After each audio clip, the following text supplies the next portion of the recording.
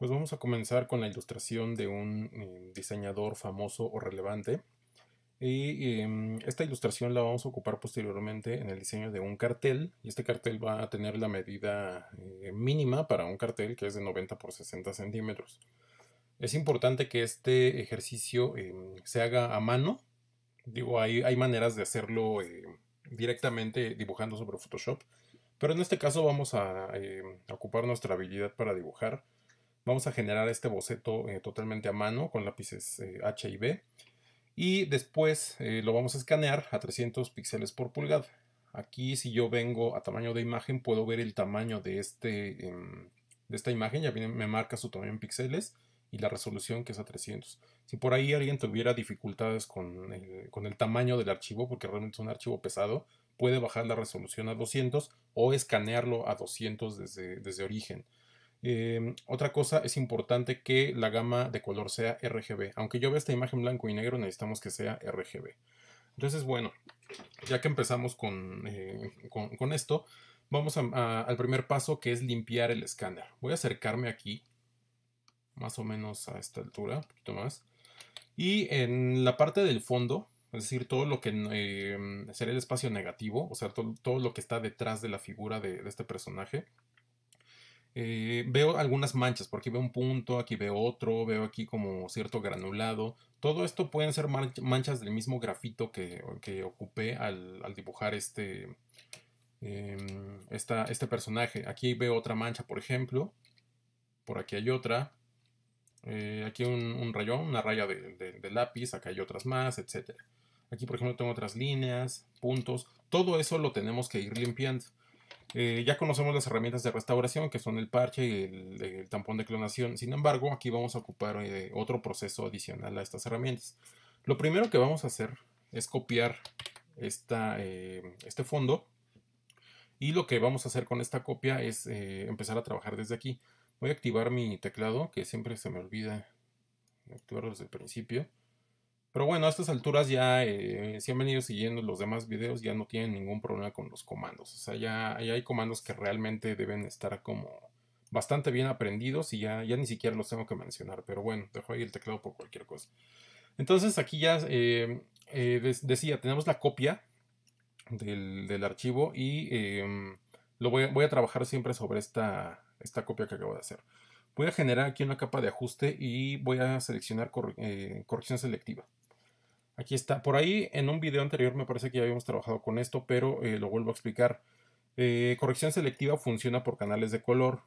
Por eso decía que es importante tener la imagen en RGB, porque si yo la tengo en blanco y negro simplemente no puedo acceder a este menú. Veo aquí, por ejemplo, viene en este panel donde dice colores, viene rojos, amarillos, verdes, cianes, azules, etc. Los últimos tres son blanco, neutro y negros. Entonces, ¿qué es lo que quiere decir esto?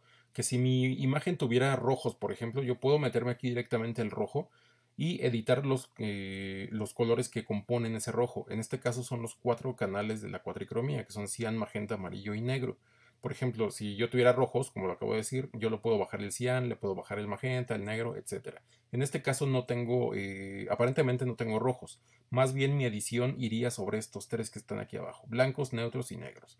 Entonces vamos a ver los blancos. Y aquí con los blancos lo que yo puedo hacer es lo siguiente. Si yo había dicho que por aquí me interesa ir quitando como esta suciedad y estoy editando los blancos, lo primero que tendría que hacer es quitarle negro. Pero, ojo, tenemos que ser bien cuidadosos con esto. Porque vean, si yo le quito todo el negro, observen aquí en esta zona donde estoy pasando el puntero, esta zona donde marqué un achorado. Si yo le quito todo el negro, vamos a ver qué sucede con eso. Ahí está, casi desaparece este achorado. Por aquí también hizo algunos cambios en los dedos, en la oreja, etcétera. Pero si yo entro al modo de visualización completa de mi imagen, ya muchos detalles se perdieron. Entonces tengo que ser muy cuidadoso. Vamos a ponerle la mitad. Un poquito más. Ahí empiezo a recuperar algunos detalles. Apenas hasta aquí empiezo a recuperar algunos detalles. Entonces hay que ir con mucho cuidado aquí. Quizás si yo le bajo un -1 o -2, con eso sea suficiente para qué? Para no perder este detalle y sí comenzar a limpiar todo esto. De hecho, si alcanzan a notar, por aquí hay menos suciedad. Voy a ponerlo en cero nuevamente. Cero, ahí está. Aquí apareció más suciedad. Si yo le pongo -2, esa suciedad empieza a desaparecer. No se va por completo, pero empieza a desaparecer. Entonces, más o menos por ahí lo podemos ir manejando. Con un -2, en mi caso, obviamente si alguien tiene esto más sucio, pues tendrá que quitarle más negro. Después, aquí lo que podría hacer sería venir, en vez del canal de los blancos, a los neutros, por ejemplo. Y a los neutros le podemos aumentar el negro y vamos a ver qué es lo que sucede. Aumento el negro y vean cómo se va intensificando todo el trazo del lápiz. Vamos a ver. Ya lo aumenté aquí casi 30 de negro y el lápiz ya se está remarcando con mucho mayor fuerza. Aquellas zonas donde hice un achurado muy tenue, que lo hice con lápices H, apenas si se alcanzan a distinguir. Mientras las zonas donde fui enfatizando con los lápices B empiezan a resaltar. Por eso también es importante hacer bien el boceto desde el principio. Entonces yo puedo irlo aumentando por aquí, tanto como necesite. Me parece que en mi caso por ahí podría empezar a quedar.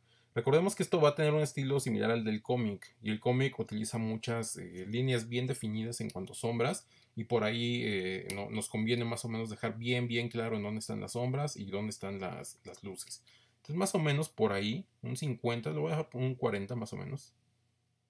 Por ahí un 40 podría quedar. Entonces aquí ya editamos neutros y editamos blancos. Los negros ya no sería necesario editarlos. Entonces vamos a cerrar esto. Y otra cosa, podemos venir también a otra capa de ajuste que ya conocemos, que son los niveles. Y con los niveles ya sabemos que podemos manejar el contraste. Entonces si yo muevo el deslizador del negro hacia el costado derecho, puedo seguir enfatizando más el contorno de mi dibujo, ¿no? Entonces más o menos por ahí lo podemos ir editando. Entonces más o menos así quedaría.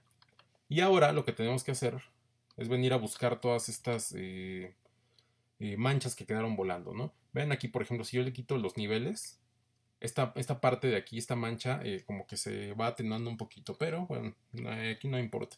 Vamos a empezar con el parche, esto ya lo conocemos, y vamos a ir quitando.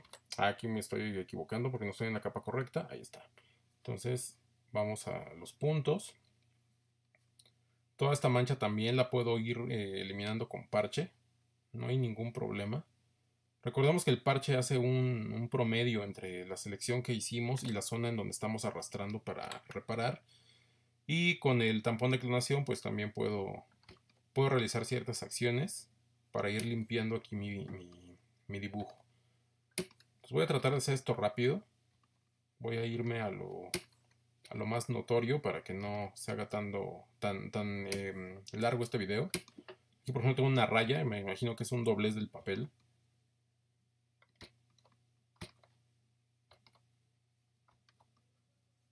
Hacemos por ahí.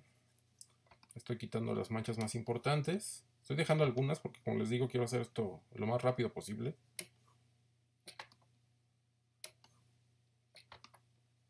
Esta raya que por ahí quedó del lápiz también hay que eliminarla.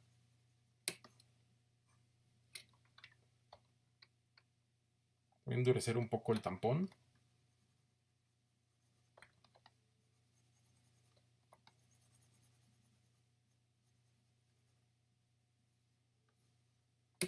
Parece que por ahí está bien. Todas estas manchas, vean. De repente hay manchas que son muy importantes. Hay otras que no es necesario eliminar. Pero aquellas que sí son importantes, que tienen mucha presencia, sí hay que quitarlas. Para tener un trabajo más limpio. Por ahí, aquí en la nariz hay algunas. Como les digo, estas generalmente pueden crearse por el grafito. O sea, en este caso yo usé un lápiz 5B para resaltar las sombras. Y el lápiz 5B es muy fácil que suelte fragmentos, que suelte pigmentos. Y ahí es donde empiezan a darse estas anomalías. Entonces hay que irlo buscando nada más, eliminando y si no hay problema. Me parece que por ahí podría ir quedando. Vamos a quitar esta que me parece otro rayón que se fue por ahí volando. Por ahí puede ser. Ahora, las manchas que están al interior, por ejemplo, de la figura, quizás me sirvan incluso como textura, ¿no? Como sombra, entonces las puedo dejar. En mi caso las voy a dejar ahí. No tengo ningún problema con eso. Entonces, bueno, aquí podemos continuar la limpieza tan intensa como cada quien lo necesite. Y vamos a lo siguiente. Eh, Aquí para no generar demasiadas capas, puedo unificar todo esto, las capas de ajuste con la capa principal. Y para esto tengo que seleccionar una, después con Shift selecciono la última que quiero añadir al grupo. Y voy a presionar Comando E en Mac, Control E en Windows. De esta manera ya se ajustó y aquí le puedo poner, por ejemplo, boceto limpio, para ir llevando un orden en las capas. Ahora, ya que está el boceto limpio, voy a generar una capa nueva. Voy a tomar mi pincel y voy a buscar aquí un pincel que me simule el lápiz. Vamos a ver, aquí está, cuadro de dibujo. Me parece que este lápiz carboncillo me podría servir. Vamos a ver, vamos a hacer una pequeña prueba. Sí, me parece que sí. Sí, esta me parece que puede servir. ¿Esto para qué? Bueno, me sirve para añadir algunos detalles más a mi boceto antes de comenzar el trabajo. Es importante que lo haga en una capa independiente para que no, si cometo un error, no me resulte tan difícil corregirlo, porque si pinto directamente sobre el boceto, va a ser más difícil hacerlo. Entonces aquí, por ejemplo, se me ocurre añadir algunas líneas más de pelo por aquí. Por ejemplo, ¿no? Para ir haciendo menos burdo el boceto. Este boceto que hice a mano también lo hice muy rápido realmente. O sea, a mí lo que me urge es como sacar el ejercicio lo más rápido posible por cuestiones de tiempo. Entonces no reparé demasiado en detalles. Pero esos detalles mínimos los puedo arreglar aquí en Photoshop. Ahora, eh, voy a empezar a trabajar aquí con pinceles para ir añadiendo detalles, por ejemplo, el pelo, mechones, todo esto, ¿no? Probablemente por ahí haya gente que todavía le cueste trabajo acomodarse con la tableta digitalizadora para dibujar. Entonces, lo que podemos hacer aquí es una acción muy similar a cuando estamos dibujando a mano y de repente giramos el papel para acomodarnos mejor y trazar líneas. Aquí la acción es la siguiente. Voy a presionar R y vean cómo cambia el puntero. Aparece una mano con una hoja debajo de ella y una curva. Quiere decir que puedo rotar todo el documento. Vamos a ver qué es lo que sucede. Entonces yo roto, aparece esta como rosa de los vientos y entonces empiezo a rotar mi dibujo. Yo lo puedo acomodar como mejor necesite y después continuar, por ejemplo, haciendo un ashurado o haciendo cualquier cosa que necesite. Esto se ocupa ya mucho ya cuando estamos haciendo la cuestión de la pintura digital. Entonces, anótenlo porque es un comando bastante útil y nos puede resultar de gran ayuda, ¿no? Para no estar como enchocando nuestro brazo directamente sobre la tableta o haciendo cosas ahí raras, ¿no? Entonces, simplemente roto mi documento y puedo continuar sin problema. Entonces, aquí es lo que estoy haciendo, añadiendo un poco más de líneas.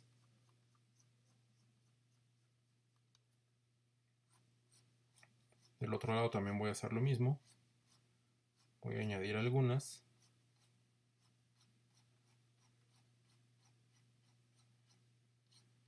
Y bueno, esto pues ya queda a consideración de cada quien, ¿no? Cada quien determinará si necesita hacer esto, si no lo necesita y qué tanto tarden en realizar esta acción, ¿no? Pero aquí está la manera y este comando de rotar está bastante interesante. Tengo por aquí. Aquí me parece que se hizo un poco un galimatías de líneas, no importa, aquí lo podemos arreglar sin problema. Por ahí de repente hay gente que le cuesta mucho trabajo hacer curvas, por ejemplo, cuando dibuja directamente en el programa. Entonces, este comando de rotación le puede servir bastante a este tipo de personas. Entonces voy a añadir un poco más por aquí.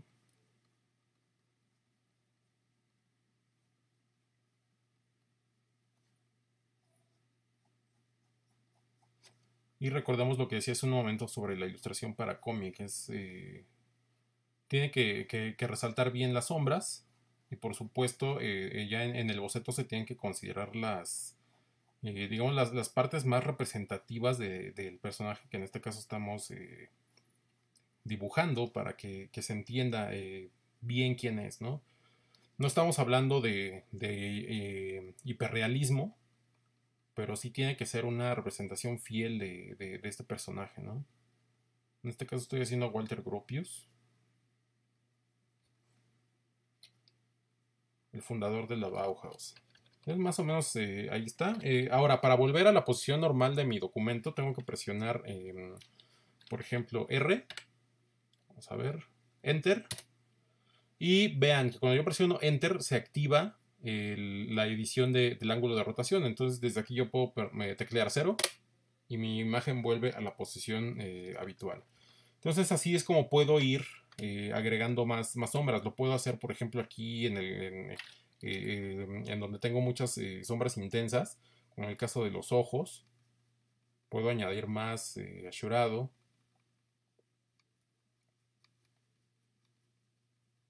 Y esto me ayuda a enfatizar más este tipo de sombras. Ando un poco ronco porque estaba grabando demasiados videos, pero aquí ando.